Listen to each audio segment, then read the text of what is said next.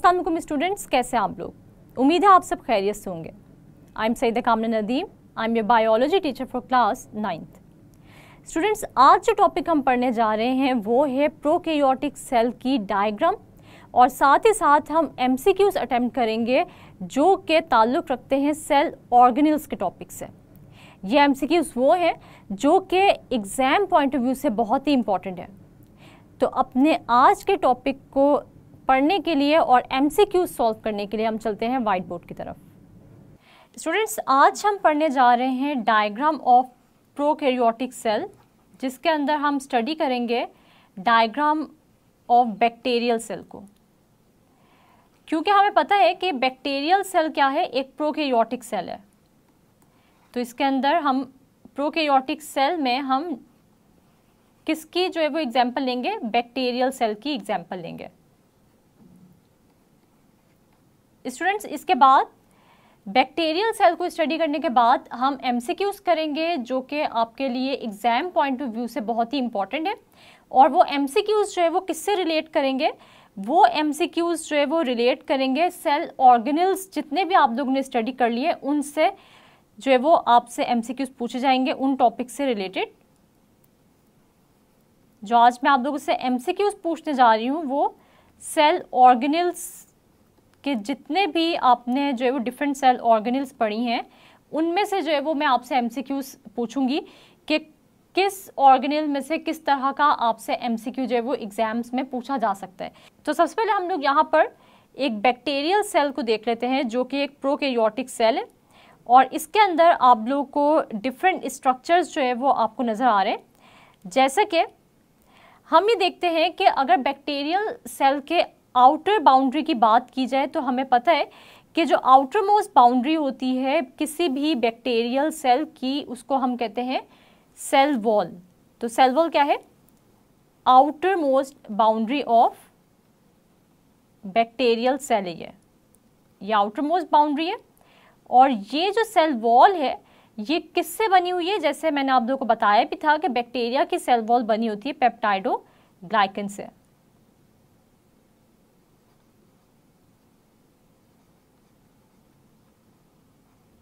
इसके बाद स्टूडेंट्स हम देखते हैं कि आपको यहाँ पर जो है वो राइबोसोम्स नज़र आ रहे हैं। ये ग्रैन्युलर स्ट्रक्चर्स हैं जो कि आपको कहाँ पर नज़र आ रहे हैं, एक फ्लूइड लाइक मटेरियल में नज़र आएंगे।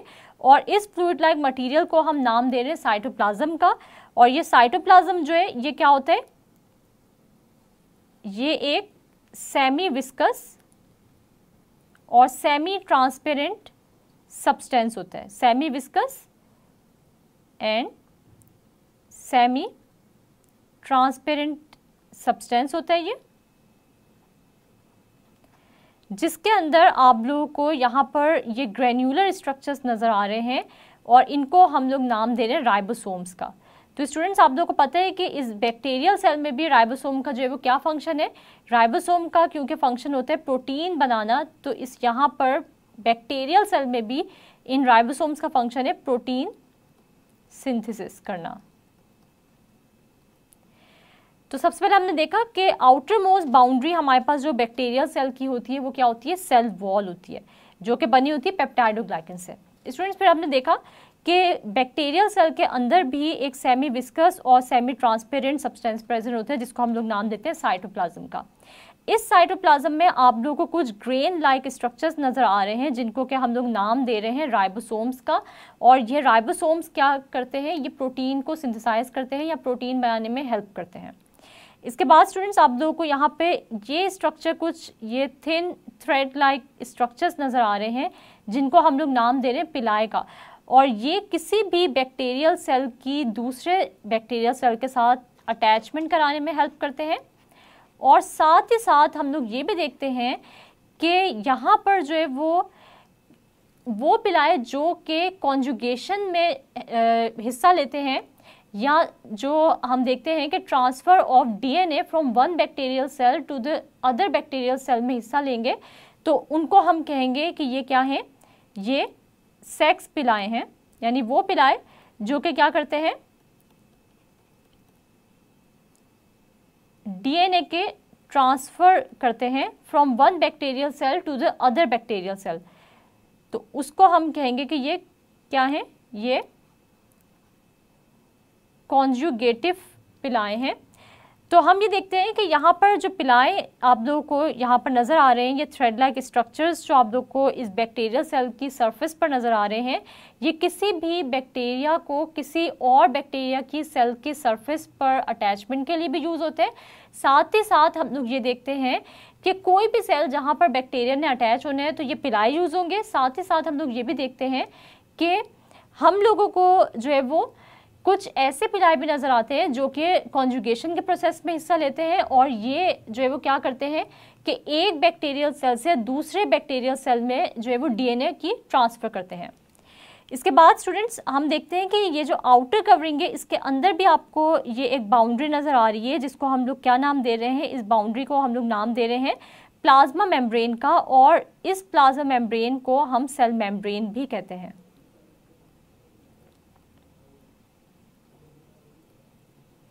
तो स्टूडेंट्स आप लोगों को पता है कि अगर हम एनिमल सेल्स की बात करें तो cell membrane outermost boundary होती है एनिमल सेल्स में, लेकिन बैक्टीरिया के केस में जो आउटर मोस्ट बाउंड्री है वो तो सेल वॉल है। लेकिन इस सेल वॉल के अंदर एक और हम लोग को मेम्ब्रेन नज़र आ रही है जिसको हम लोग कह रहे हैं सेल मेम्ब्रेन या प्लाज्मा मेम्ब्रेन। इसके बाद स्टूडेंट्स अगर हम यहाँ पर ये कॉइल्ड स्ट्रक्चर देखें जो आपको दरमियान में नज़र भी आ रहा है, इस कॉइल्ड स्ट्रक्चर को हम कह रहे हैं कि ये इस बैक्टीरिया का जेनेटिक मटेरियल है जो कि है डीएनए, और हम देखते हैं कि ये डीएनए जो है वो इस साइटोप्लाज्म में फ्रीली जो है वो प्रेजेंट है, और इसको हम लोग नाम दे रहे हैं न्यूक्लियोइड का। वो रीजन जहाँ पर ये आपको डीएनए साइटोप्लाज्म में नज़र आ रहा है, इस रीजन को हम लोग नाम क्या दे रहे हैं, न्यूक्लियोइड का नाम दे रहे हैं। इसके बाद आप लोगों को एक और स्ट्रक्चर नज़र आ रहा है जो कि सेल वॉल से बाहर एक और एडिशनल कवरिंग है जो कि है कैप्सूल। तो कैप्सूल हम कहते हैं कि ये एक एडिशनल कवरिंग है जो कि सेल वॉल को कवर करती है।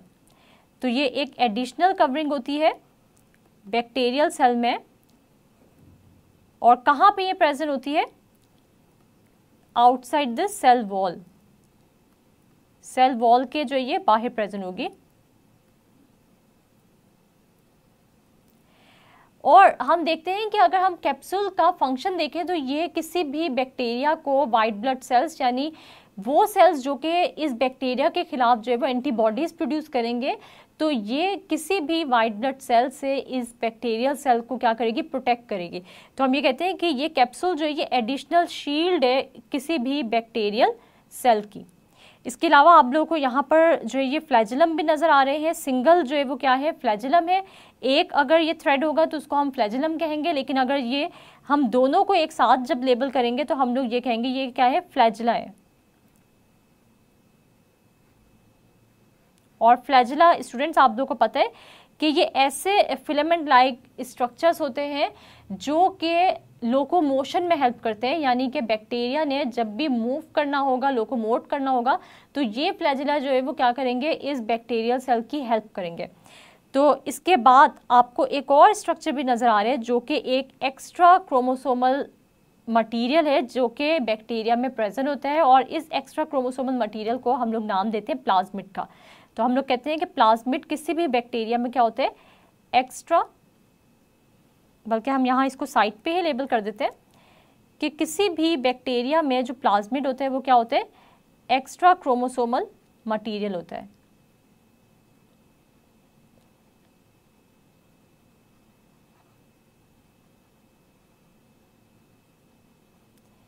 एक तो आपको ये डीएनए नज़र आ रहा है, ये जेनेटिक मटेरियल है, ठीक है, लेकिन हम ये देखते हैं कि एक और जो आपको नज़र आएगा बैक्टीरियल सेल में जो स्पेशलिटी होती है वो ये होती है कि इसके अंदर एक एक्स्ट्रा क्रोमोसोमल मटेरियल भी होता है जिसको हम कहते हैं प्लाज्मिड, ठीक है। तो आप लोगों को अब यहाँ पर एक बैक्टीरियल सेल का जो स्ट्रक्चर है या प्रोकैरियोटिक सेल में जो मौजूद डिफरेंट स्ट्रक्चर्स हैं उनके बारे में जो है वो अच्छे तरीके से पता चल गया होगा। मैंने आपको साथ साथ जो है वो सबकी एक्सप्लेनेशन भी दे दी है। तो आपने ये डायग्राम प्रोकैरियोटिक सेल की जो है वो इसकी प्रैक्टिस करनी है। तो स्टूडेंट्स मैं आप लोगों को यहाँ पर जो है प्रोकैरियोटिक सेल की एक दफ़ा रिविजन करा देती हूँ कि हमारे पास किसी भी बैक्टीरियल सेल की जो आउटर मोस्ट कवरिंग होती है वो होती है सेल वॉल, और इस सेल वॉल को एक एडिशनल लेयर ने जो है वो कवर किया होता है जिसको हम कहते हैं कैप्सूल, जो कि इस बैक्टीरियल सेल को किसी भी वाइट ब्लड सेल के अटैक से या उनकी जो वाइट ब्लड सेल्स की जो एंटीबॉडीज है उनके अटैक से बचाती हैं। फिर हम देखते हैं कि यहाँ पर आपको जो है ये फ्लैजिलम नज़र आ रहे हैं सिंगल, और अगर ये 2 हमें नज़र आ रहे हैं तो हम कहेंगे फ्लैजिला, जो कि बैक्टीरियल सेल को लोकोमोशन में हेल्प करते हैं। इसके बाद आपको यहाँ दरमियान में जो है वो क्या नज़र आ रहा है, डीएनए नज़र आ रहा है, और इस रीजन को जहाँ पर ये डीएनए प्रेजेंट है इसको हम कह रहे हैं न्यूक्लियोइड। फिर आपको एक एक्स्ट्रा क्रोमोसोमल मटेरियल भी नज़र आ रहा है जिसको हमने नाम दिया है प्लाज्मिड का। इसके अलावा ये सब के सब चीज़ें जो है वो कहाँ पर प्रेजेंट है, ये स्ट्रक्चर्स कहाँ पर प्रेजेंट है, ये एक semi viscous semi transparent substance में प्रेजेंट है जिसको हम लोग नाम दे रहे हैं साइटोप्लाज्म का। इसके अलावा स्टूडेंट्स आप लोगों को ये ग्रेन्युलर स्ट्रक्चर्स नज़र आ रहे हैं जिनको हम लोग नाम दे रहे हैं राइबोसोम्स का, और ये राइबोसोम्स प्रोटीन की सिंथेसिस में हेल्प कर रहे हैं। फिर इस सेल वॉल के अंदर भी आपको एक मेम्ब्रेन नज़र आ रही है जिसको हम लोग कह रहे हैं कि ये प्लाज्मा मेम्ब्रेन या सेल मेम्ब्रेन है, जिस तरह आपको किसी भी एनिमल सेल में भी outermost membrane cell membrane नज़र आती है। तो ये हमारे पास जो है ये एक बैक्टीरियल सेल था, एक प्रोकैरियोटिक सेल था, जिसको कि हमने जो है वो स्टडी किया डिटेल में। अब स्टूडेंट्स हम लोग चलते हैं उन MCQs की तरफ जो कि एग्ज़ाम पॉइंट ऑफ व्यू से बहुत ही इंपॉर्टेंट है। और ये इम्पॉर्टेंट क्यों है, क्योंकि ये वो MCQs हैं जो कि बहुत सारे एग्ज़ाम्स में डिफरेंट बोर्ड्स, जो गुजरावाला बोर्ड है, लाहौर बोर्ड है, या और भी बहुत सारे बोर्ड्स होते हैं साहिवाल वगैरह, तो उनमें ये क्या हो चुके हैं, रिपीट हो चुके हैं। तो अब हम लोग MCQs की तरफ चलते हैं। और MCQs, अच्छा ये MCQs जो है वो हम लोग देखते हैं कि ये जो है वो कहाँ से आपसे पूछे जाएंगे, ये सेल ऑर्गेनल्स जितने भी आपने पढ़े हैं उनसे रिलेटेड ये MCQs होंगे। हमारे पास जो सबसे पहला MCQ है वो है the cell wall of fungi, the cell wall of fungi is composed of,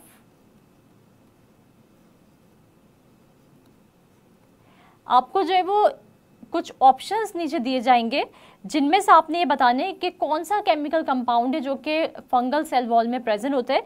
तो हम लोग देख लेते हैं कि हमारे पास जो ए ऑप्शन है वो है सेलुलोज, बी ऑप्शन है हमारे पास काइटिन, सी ऑप्शन है हमारे पास पेप्टाइडोग्लाइकिन,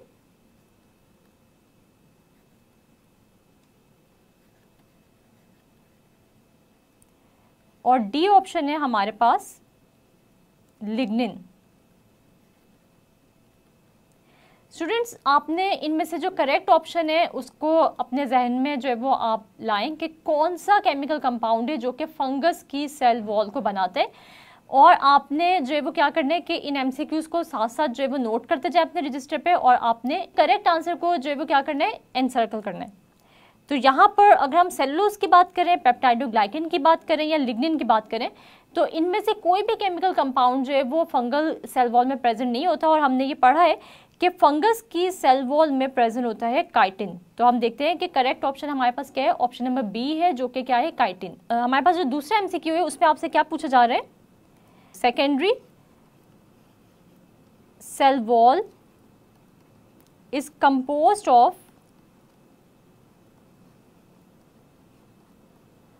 आपको ऑप्शंस दिए जा रहे हैं जिसमें आपने ये बताने कि कौन सा chemical compound secondary cell wall में प्रेजेंट होते हैं। तो सबसे पहला ऑप्शन है काइटिन, बी ऑप्शन है हमारे पास सेलुलोज, सी ऑप्शन है हमारे पास लिग्निन, और डी ऑप्शन है हमारे पास नन ऑफ दीज। स्टूडेंट्स अगर हम इनके ऑप्शंस पे गौर करें तो हम ये देखते हैं कि ए ऑप्शन में काइटिन दिया गया है जो कि फंगस की सेल वॉल की कॉम्पोजिशन में यूज होता है, बी ऑप्शन में सेलुलोज दिया गया है जो कि प्राइमरी सेल वॉल की कॉम्पोजिशन में यूज होता है, लिग्निन जो है ये सेकेंडरी सेल वॉल में प्रेजेंट होता है और ये जो है वो क्या करता है, इस सेकेंडरी सेल वॉल को स्ट्रेंथ प्रोवाइड करता है। तो हमारे पास जो करेक्ट ऑप्शन है वो ऑप्शन नंबर सी है, यानी कि लिग्निन जो है वो हमारे पास क्या है, करेक्ट ऑप्शन है। इसके बाद हम अपने थर्ड MCQ की तरफ चलते हैं। थर्ड MCQ आपके पास जो है वो है विच इज नॉट प्रेजेंट इन,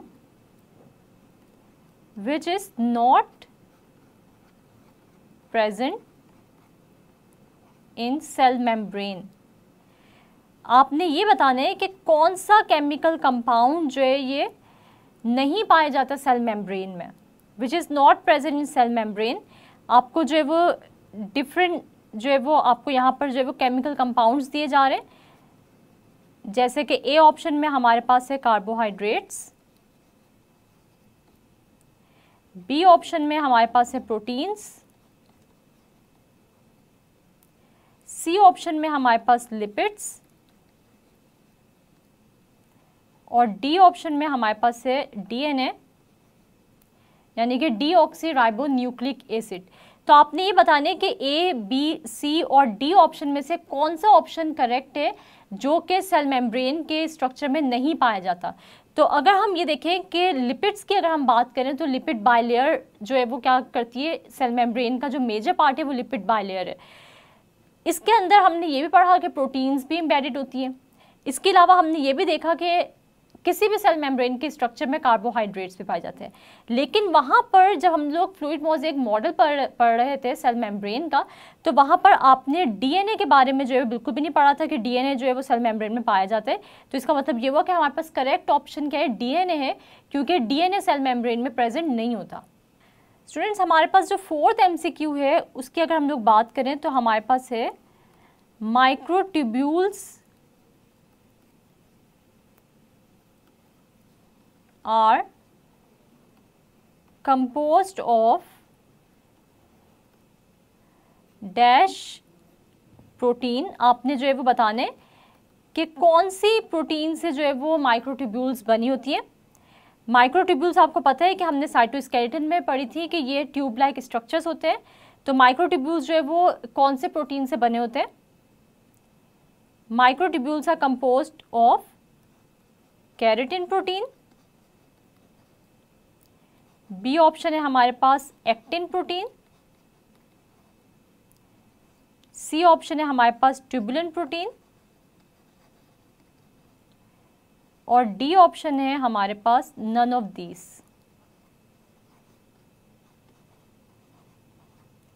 तो स्टूडेंट्स, अगर आप लोगों को याद हो कि माइक्रोट्यूब्यूल्स जब हमने पढ़े थे साइटोस्केलेटन में कि ये कैसे स्ट्रक्चर्स होते हैं, तो ये माइक्रोट्यूब्यूल्स जो ये ट्यूब लाइक होते हैं। साइटोस्केलेटन का टॉपिक हम लोग ने पढ़ा था, तो वहाँ पर हम लोग ने पढ़ा था कि microtubules are composed of tubulin protein. तो इसका मतलब ये हुआ कि हमारे पास ए ऑप्शन जो कि केराटिन प्रोटीन है, बी ऑप्शन जो कि एक्टिन प्रोटीन है, या डी ऑप्शन जो है वो हमारे पास इनकरेक्ट है। हमारे पास जो करेक्ट ऑप्शन है वो है सी ऑप्शन यानी कि ट्यूबुलिन प्रोटीन। तो माइक्रोट्यूब्यूल्स जो है वो कौन से प्रोटीन से बनी होती है? ये बनी होती है ट्यूबुलिन प्रोटीन से। इसके बाद हमारे पास जो हमारा 5th MCQ है उसकी तरफ हम चलते हैं, और उसमें आपसे जो है वो एक और ऑर्गेनेल के बारे में जो है पूछा जा रहा है। Which organelle is involved in protein synthesis? आपने ये बताना है कि कौन सा ऑर्गेनेल है जो कि प्रोटीन सिंथेसिस में इन्वॉल्व है। Which organelle is involved in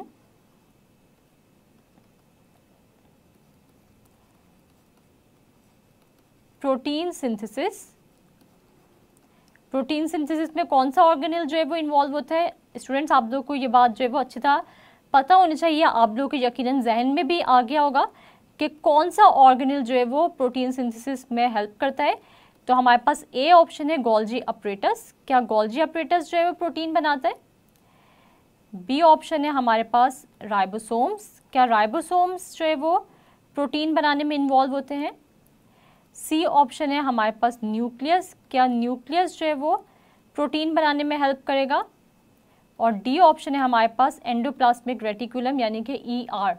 तो स्टूडेंट्स, हम लोगों को पता है कि अगर हम लोग न्यूक्लियस को देखें, एंडोप्लाज्मिक रेटिकुलम को देखें या गोल्जी अपरेटस को देखें, तो इनमें से कोई भी ऑप्शन जो है वो प्रोटीन सिंथेसिस नहीं करता। यानी गोल्जी अपरेटस, न्यूक्लियस या एंडोप्लाज्मिक रेटिकुलम, इनके बिल्कुल डिफरेंट फंक्शंस हैं।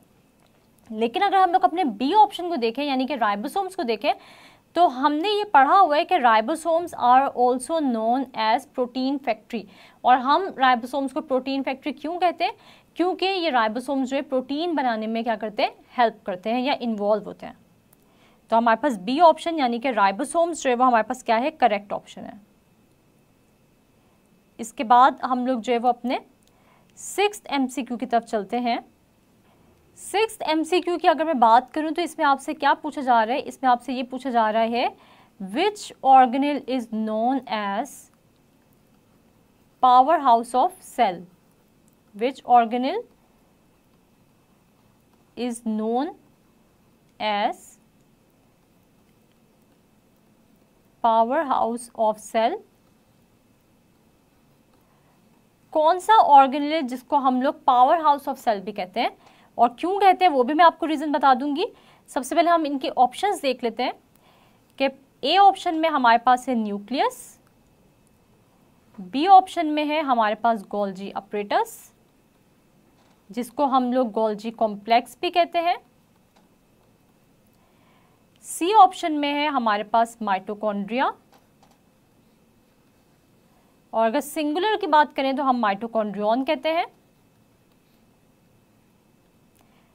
डी ऑप्शन में है हमारे पास राइबोसोम्स। तो आप लोगों ने जो है ये बताना है कि इनमें से कौन सा ऑर्गेनेल ऐसा है जो कि पावर हाउस ऑफ सेल कहलाते हैं। तो स्टूडेंट्स हमें पता है कि माइटोकॉन्ड्रिया के बारे में हमने जब पढ़ा था तो हमने ये देखा था कि ये सेलुलर रेस्पिरेशन करता है, यानी सेलुलर रेस्पिरेशन में इन्वॉल्व होता है। और सेलुलर रेस्पिरेशन ऐसा प्रोसेस है जिसके अंदर फूड की ब्रेकडाउन होती है with the help of oxygen और एनर्जी रिलीज होती है in the form of ATP. इसीलिए क्योंकि माइटोकॉन्ड्रिया सेलुलर रेस्पिरेशन में इन्वॉल्व होता है, एटीपी जनरेशन में इन्वॉल्व होता है, यानी एनर्जी जनरेट करने में हेल्प करता है, इसलिए हम लोग माइटोकॉन्ड्रिया को कहते हैं कि ये सेल का पावर हाउस है। यानी ये एक ऐसा सब सेलुलर स्ट्रक्चर है, ये एक ऐसा ऑर्गेनेल है जो कि इन्वॉल्व होता है एनर्जी जनरेशन में, यानी एनर्जी प्रोड्यूस कराने में, जिसलिए हम कहते हैं कि ये पावर हाउस है सेल का। बाकी न्यूक्लियस, गोल्जी कॉम्प्लेक्स या गोल्जी अपरेटस जिसको हम कहते हैं, राइबोसोम्स, ये सब के सब ऑर्गेनेल्स जो है वो इनके डिफरेंट फंक्शंस हैं। इनमें से कोई भी जो ऑर्गेनेल है वो पावर हाउस सेल का नहीं कहला सकता क्योंकि ये एनर्जी जनरेशन में हेल्प नहीं करते। इसके बाद स्टूडेंट्स हमारे पास 7th एमसीक्यू है, और 7th एमसीक्यू में मैं आपसे क्या पूछने जा रही हूँ, ये एमसीक्यू भी आपके लिए इम्पॉर्टेंट है बोर्ड पॉइंट ऑफ व्यू से, एग्जाम पॉइंट ऑफ व्यू से, क्योंकि ये वही एमसीक्यूज हैं जो कि आपके किसी ना किसी बोर्ड एग्जाम में रिपीट हो चुके हैं। इसके बाद स्टूडेंट्स हम लोग ये देखते हैं माइक्रोट्यूब्यूल्स आर इन्वॉल्व्ड इन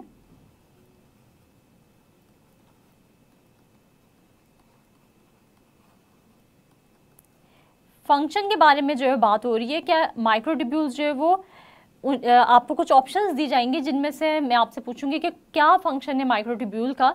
तो सबसे पहले हम लोग देख लेते हैं कि ए ऑप्शन में जो है वो है स्पिंडल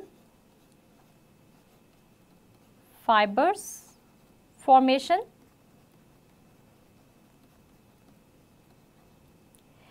बी ऑप्शन है सीलिया, यानी सीलिया की ये फॉर्मेशन करता है, सी ऑप्शन है हमारे पास फ्लैजिला के ये स्ट्रक्चर में इन्वॉल्व होता है, और डी ऑप्शन है हमारे पास ऑल ऑफ दीज। तो स्टूडेंट्स अगर हम लोग माइक्रोट्यूब्यूल्स को एक दफ़ा रिकॉल करें और आप अगर माइक्रोट्यूब्यूल्स यानी साइटोस्केलेटन का टॉपिक एक दफ़ा रिवाइज करें तो आप लोगों को वहाँ पर माइक्रोट्यूब्यूल्स के डिफरेंट फंक्शंस जो है वो रिवाइज करने का मौका मिलेगा, और आपको पता चलेगा कि माइक्रोट्यूब्यूल्स जो है वो स्पिंडल फाइबर बनाने में भी इन्वॉल्व होते हैं। इसके अलावा हम देखते हैं कि माइक्रोट्यूब्यूल्स सीलिया और फ्लैजिला भी बनाते हैं। तो इसका मतलब ये हुआ कि माइक्रोट्यूब्यूल्स जो है ये तीनों के तीनों फंक्शंस जो है परफॉर्म कर रहे हैं, यानी ये सीलिया फ्लैजिला के स्ट्रक्चर में भी इन्वॉल्व है, ये स्पिंडल फाइबर के स्ट्रक्चर को बनाने में भी इन्वॉल्व है। इस वजह से ए बी सी ये तीनों के तीनों ऑप्शन जो है वो करेक्ट है। तो इनमें से हम जो है वो ए बी या सी एक कोई ऑप्शन जो है वो हम लोग नहीं पिक कर सकते क्योंकि तीनों ठीक है। तो हमारे पास डी ऑप्शन में लिखा हुआ है ऑल ऑफ दीज, तो इसका मतलब ये हुआ कि हम डी ऑप्शन के साथ जाएंगे। तो ये तीनों के तीनों फंक्शन जो है ये किसके फंक्शन है, ये फंक्शन है माइक्रोट्यूब्यूल्स के। तो एमसीक्यू नंबर 8 में आपसे क्या पूछा जा रहा है, तो आपसे पूछा जा रहा है which organelle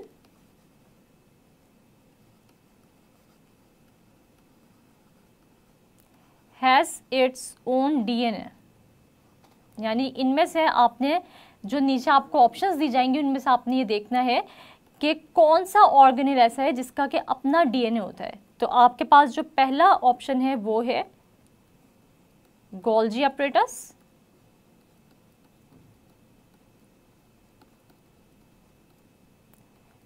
ऑप्शन बी है आपके पास माइटोकॉन्ड्रिया,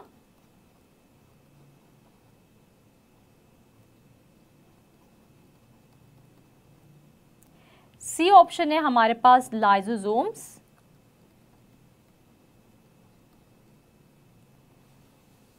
और डी ऑप्शन है हमारे पास नन ऑफ दीज, कि इनमें से कोई ऑप्शन जो है वो ठीक नहीं है।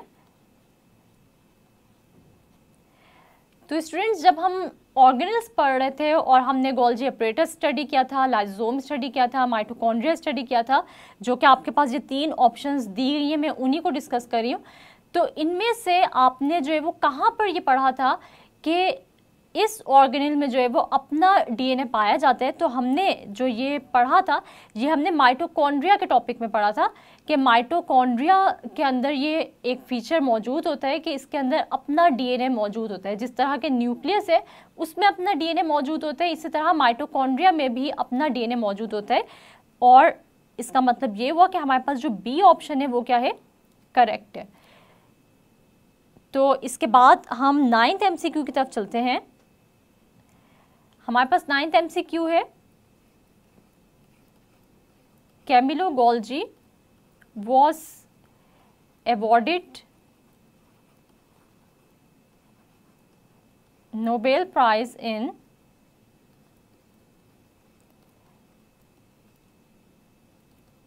आपको जो है वो क्या दिया जाएगा, आपको ईयर्स दिए जाएंगे और आपने ये बताने कि कैमिलो गोल्जी को कब नोबेल प्राइज जो है वो उससे नवाजा गया था। तो हमारे पास जो ऑप्शन नंबर 1 है उसके अंदर है 1905, बी ऑप्शन है हमारे पास 1906, सी ऑप्शन है हमारे पास 1907 और डी ऑप्शन है हमारे पास 1908। तो स्टूडेंट्स, हमने ये इन्फॉर्मेशन जो है ये हमने पढ़ी थी एक साइड बॉक्स में, और वहाँ पर जो है वो आपको बताया गया था कि Camillo Golgi was awarded Nobel prize in 1906।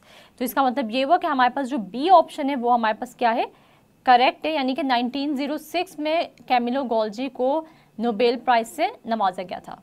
इसके बाद हमारे पास जो लास्ट MCQ है वो हम देख लेते हैं।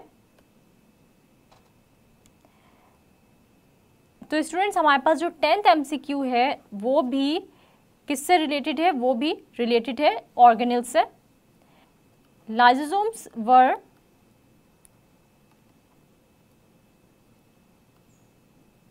डिस्कवर्ड बाय, आपने यहाँ पर जो है वो साइंटिस्ट का नेम बताने है कि किसने लाइसोसोम को जो है वो डिस्कवर किया था सेल में। तो हमारे पास जो है वो डिफरेंट यहाँ पर साइंटिस्ट के नेम्स हैं, जैसे हम देखते हैं कैमिलो गोल्जी ए ऑप्शन है हमारे पास, बी ऑप्शन है हमारे पास रॉबर्ट हुक,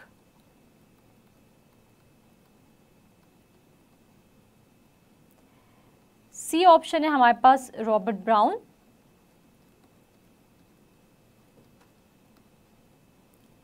और डी ऑप्शन है हमारे पास नन ऑफ दीज, कि इनमें से कोई भी जो है वो साइंटिस्ट नहीं है जिसने कि लाइसोसोम को डिस्कवर किया था। तो स्टूडेंट्स, अगर हम कैमिलो गोल्जी की कंट्रीब्यूशन की बात करें तो इसने गोल्जी अपरेटस के बारे में आपको बताया था, गोल्जी अपरेटस को डिस्कवर किया था। रॉबर्ट हुक और रॉबर्ट ब्राउन के बारे में हमने पढ़ा हुआ है कि रॉबर्ट हुक ने जो है वो सबसे पहले जो है वो क्या किया था, कॉर्क को स्टडी किया, एग्जामिन किया माइक्रोस्कोप के नीचे, और रॉबर्ट हुक ने जो है वो फिर बताया कि कुछ कंपार्टमेंट्स उसको नजर आए जिसको उसने सेलुलिका नाम दिया था, और बाद में जो है वो हमें पता चला कि ये सेल्स हैं। इसके अलावा रॉबर्ट ब्राउन की अगर हम लोग बात करें, ऑप्शन सी की बात करें, तो रॉबर्ट ब्राउन ने न्यूक्लियस को डिस्कवर किया था सेल में। तो इनमें से कोई भी ऐसा साइंटिस्ट नहीं है जिसने कि लाइसोसोम्स को डिस्कवर किया हो, क्योंकि हमें पता है कि lysosome were discovered by Christian René de Duve. तो यहाँ पर वो ऑप्शन मौजूद नहीं है। तो हमारे पास जो करेक्ट ऑप्शन है वो है ऑप्शन नंबर डी, यानी कि नन ऑफ दीज। तो हम ऑप्शन नंबर डी को जो है वो क्या कर देंगे, एनसर्कल कर देंगे। स्टूडेंट्स, यहाँ पर हमने देखे MCQs और साथ ही साथ जो है वो हमने जो है वो एक डायग्राम देखी जो कि बैक्टीरियल सेल की थी, यानी कि प्रोकैरियोटिक सेल की थी, और मैंने आपको जो है वो उस डायग्राम को डिटेल में जो है वो एक्सप्लेन भी किया। ये डायग्राम आपकी बुक में गिवन है, प्रोकैरियोटिक सेल की यानी कि एक बैक्टीरियल सेल की ये डायग्राम जो है वो आपकी बुक में भी गिवन है। आपने इस डायग्राम की प्रेपरेशन करनी है। और आज की जो एक्टिविटी है आपके लिए वो क्या है, आपके लिए आज की एक्टिविटी ये है कि आपसे जो मैंने एमसीक्यूज पूछे और जो डायग्राम मैंने आप लोगों को एक्सप्लेन की है प्रोकैरियोटिक सेल की, आपने इन दोनों की रिटन प्रैक्टिस करनी है। डायग्राम आपने ड्रॉ करनी है पेन से, और आपने एमसीक्यूज पहले जो है वो ये सेल ऑर्गेनेल्स के टॉपिक्स जितने भी हैं आपने इनको प्रिपेयर करना है, रिवाइज करना है, और फिर आपने इन एमसीक्यूज के आंसर्स को इनसर्कल करना है। और फिर इससे आपको ये पता चलेगा कि कितने % आपकी प्रिपरेशन होगी सेल ऑर्गेनेल्स की। ये वो एमसीक्यूज है जो कि एग्जाम्स में जो है वो पूछे जा चुके हैं। जब आप पास पेपर्स उठाएंगे तो ये एमसीक्यूज आप लोगों को यकीनन नज़र आएंगे, तो आपने इनकी रिटन प्रैक्टिस ज़रूर कर लेनी है। जी स्टूडेंट्स, तो आज हमने देखी प्रोकैरियोटिक सेल की डायग्राम, और साथ ही साथ हमने एमसीक्यूज भी अटेम्प्ट किए जो कि सेल ऑर्गेनेल्स से ताल्लुक़ रखते हैं। स्टूडेंट्स, आपके लिए एक्टिविटी है कि आपने सेल ऑर्गेनेल्स के टॉपिक्स को अच्छे तरीके से प्रिपेयर करना है, रिवाइज करना है, और फिर आपने इन एमसीक्यूज की रिटन प्रैक्टिस करनी है। साथ ही साथ आपने बैक्टीरियल सेल की डायग्राम यानी प्रोकैरियोटिक सेल की डायग्राम ड्रॉ भी करनी है पेन से। मुझे उम्मीद है आज के लेक्चर की आपको अच्छे से समझ आ गई होगी। नेक्स्ट लेक्चर तक के लिए अपना बहुत सारा ख्याल रखिएगा और मुझे दुआओं में याद रखिएगा। अल्लाह हाफिज़।